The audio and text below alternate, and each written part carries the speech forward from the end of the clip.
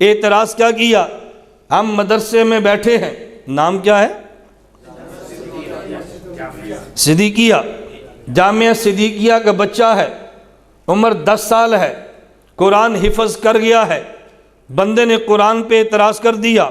جی ہمارا اعتراض یہ ہے، ہم نے قرآن کریم کو کھولا تو پتہ چلا اللہ فرماتے ہیں لو انزلنا ھذا القرآن علی جبل لرأیتہ خاشعا متصدعا من خشیۃ اللہ، اگر میں قرآن پہاڑ پہ اتار دیتا، پہاڑ بکھر جاتا، ذروں سے بدل جاتا، پہاڑ کے ریزے ریزے ہو جاتے، تو یہ قرآن کی آیت کیسے ٹھیک ہے؟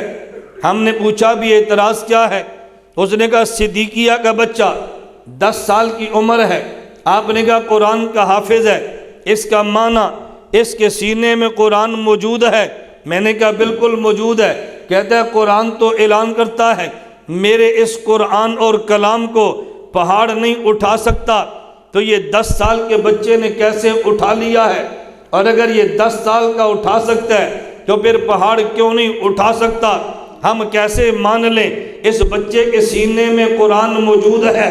اللہ تو خود فرما رہے ہیں اگر میں قرآن کو پہاڑ پہ اتاروں اس کے ٹکڑے ہو جائیں، اتنا بوجھ والا ہے، پہاڑ نہیں اٹھا سکتا، تو یہ بتاؤ یہ 10 سال کے بچے نے کیسے اٹھایا ہے؟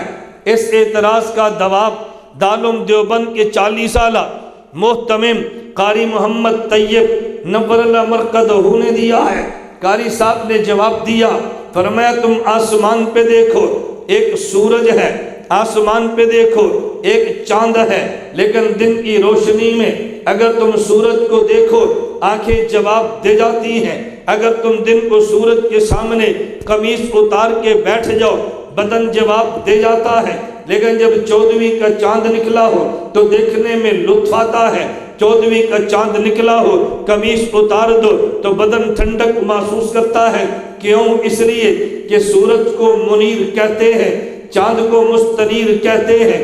سورج سے روشنی نکلتی ہے، چاند لے لیتا ہے، سورج سے تپش نکلتی ہے اور چاند لے لیتا ہے۔ یہ سورج کو دیکھو جلالی ہے، چاند کو دیکھو جمالی ہے، سورج کی روشنی جلالی ہے، جب آدمی دیکھے آنکھ جواب دے جاتی ہے، سورج کی تپش بھی جلالی ہے، آدمی بیٹھ جائے تو جسم جواب دے جاتا ہے، لیکن چاند جمالی ہے، جب سورج کی جلالی روشنی چاند سے گزر کے آ جائے تو چاند کے جمال سے گزری ہے تو دیکھنے میں مزہ آیا، جب چاند میں تھی تو ضیا تھی، سورج چاند سے نکل کے آئی ہے تو ضیا کی بجائے نور بنی ہے، جب یہ سورج میں تھی تو حرارت تھی، لیکن جب چاند جو جمال والا اس چاند کے جمال سے گزری ہے حرارت برودت سے بدل گئی ہے، اب یہ تپش نہیں یہ ٹھنڈک ہے۔ سورج جلالی تھا، اس کی روشنی بھی جلالی ہے، چاند جمالی تھا، اس کے اندر سے روشنی نکلی ہے تو جمال سے بدل گئی ہے۔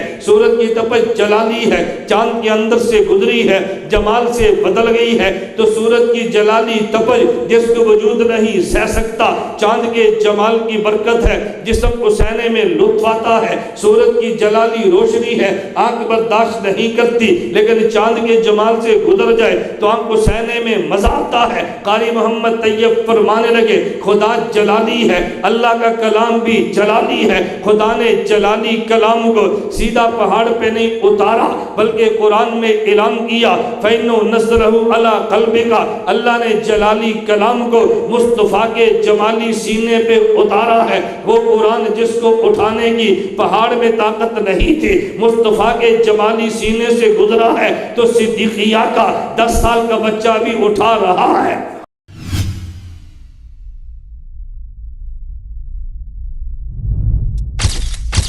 Message TV. This is your channel. This is your channel.